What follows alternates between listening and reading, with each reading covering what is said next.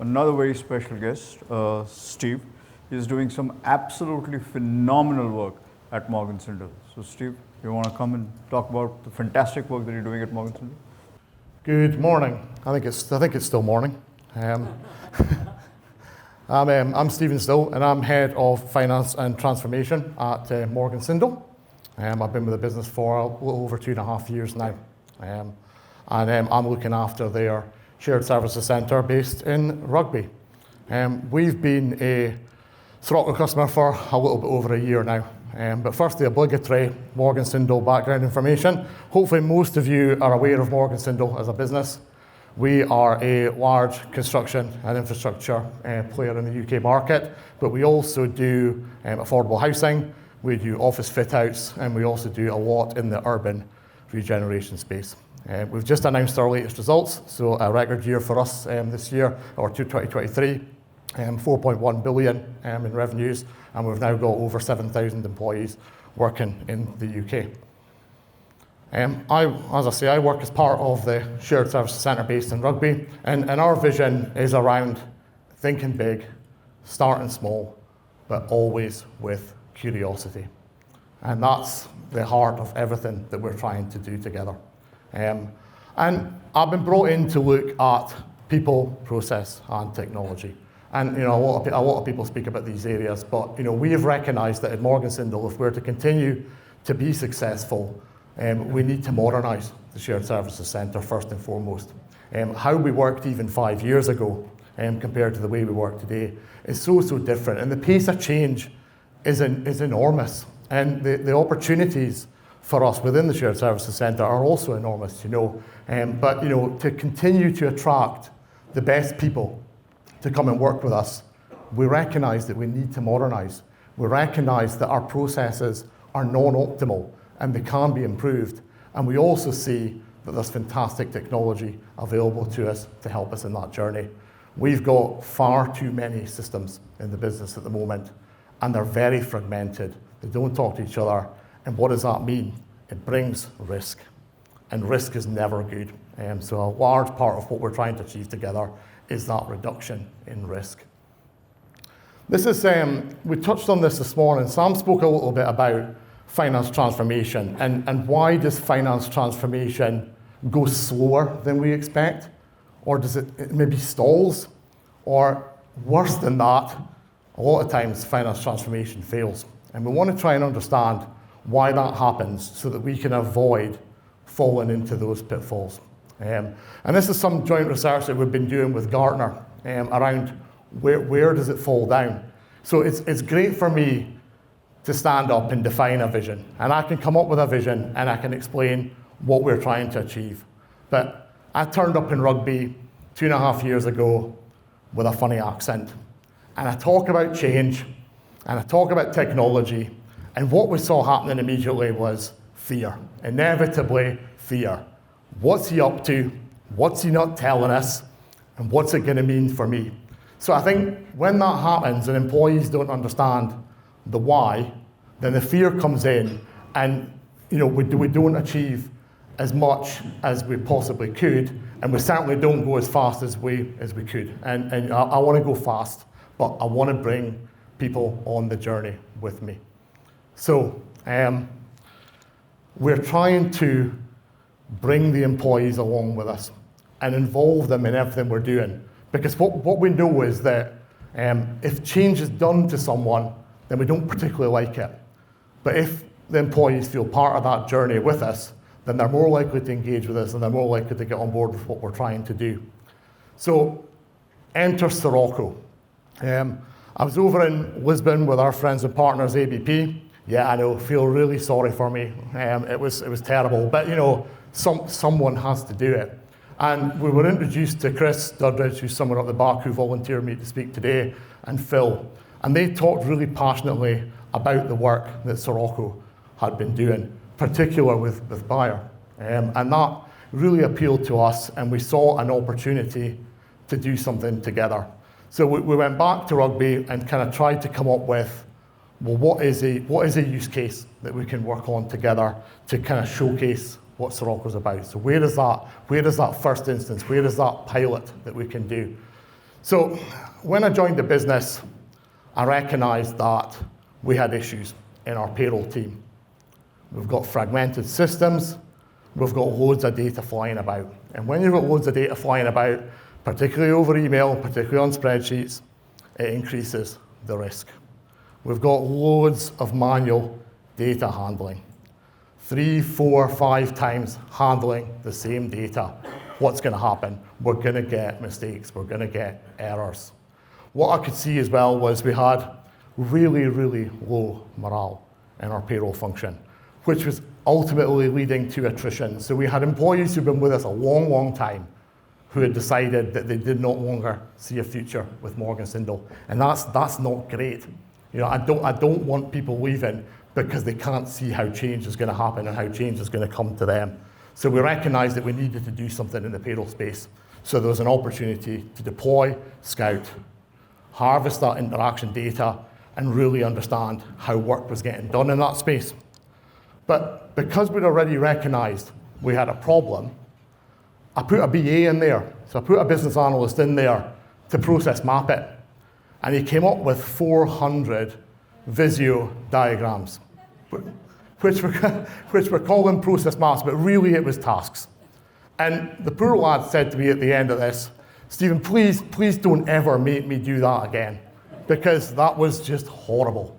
And actually, what did it tell us? Very little. You know, we've got all of these Visio diagrams, but so what? And the other so what is, everyone gets paid every month, Stephen. So is there really a problem here? Yeah, your payroll team are leaving, but you know, you can go and get more payroll people, can't you? Well, yes, I can, but you know, realistically, we want to retain our employees, don't we? So, you know, there was an opportunity to really evaluate what's going on here and how is work actually getting done. And then let's build a business case for change. Now, what I'd expected to happen is that we would understand how work gets done and we would put in some tactical fixes. We'd maybe put some RPA bots in to kind of link those fragmented systems, and we would optimize the process to help the team out. But what actually happened was we discovered that only 19% of the payrolls team's time was spent in our ERP platform. So we have Coins, maybe not a familiar ERP system to some in the room, but it's pretty big in the construction space, and a lot of construction companies, particularly UK and US companies, use it. But when you see only 19% of the time being spent in the core platform, and over 50% spent outside of that, performing the calculations in Excel, firing data around the business on Outlook, and then here's a term, toggle tax, 12% of their time flipping between applications.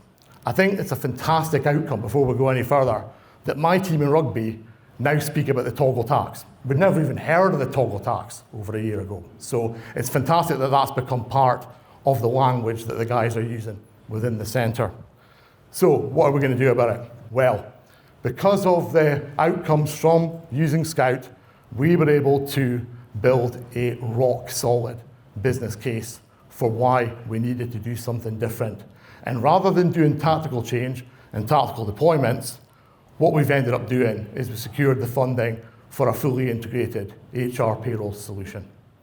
So the team are working harder than ever, but they're a lot happier now because we are bringing change to the business. So we're in UAT, we've just had the system handed back over to us, we'll go into parallel running in the summer, and we'll deliver what I think is a game-changing solution for Morgan Sindall that will affect every single employee, because everyone interacts with that HR and payroll data. We'll still pay everyone at the end of the month, but they'll have much better ways of interacting with that data. We'll introduce for the first time self-service to the business. We'll be able to do things on phones, tablets, wherever we are, whenever. And that is going to make a massive difference to us. So out of a pilot, we now have a full project running to change out that system, which I think is a tremendous outcome for the business. So what do we do about it? What do we do with that?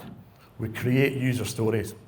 So I've now got the payroll team. They are now highly motivated. As I say, working very hard just now, but highly motivated because they can see that change is coming. So what we've done is we've got the payroll team to speak to their friends.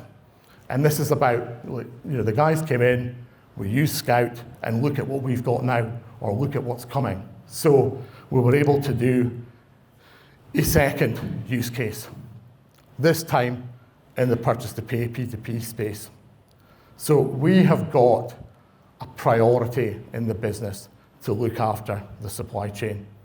Without our supply chain partners, we're not going to go very far as a business. If the supply chain is struggling and if some of our key partners go under, we've got a problem in delivering to our end customers. There's also the payment practices reporting or prompt payment code, that's easy for me to say, which is a league table of construction businesses and how we are performing in looking after the supply chain. And it is incumbent upon me to keep ourselves at the top end of that league table, because it shows, one, that we're looking after the supply chain, which is good, so the supply chain will want to work with us, but also a lot of the public service government type contracts are awarded off the back of payment practices reporting and performance. So we want to keep ourselves at that top end. You know, what else can we see? We've got bottlenecks in our purchase to pay. We've got a high number of invoices that go on hold. We've got non-optimized process. So we deployed Scout. Put it across 14 users initially. It went in very quickly, and we ran it for a period of 2 months, I think, initially, to harvest that interaction data, to understand what is going on within the purchase ledger function and how, again, is the work being done. What's the outcome?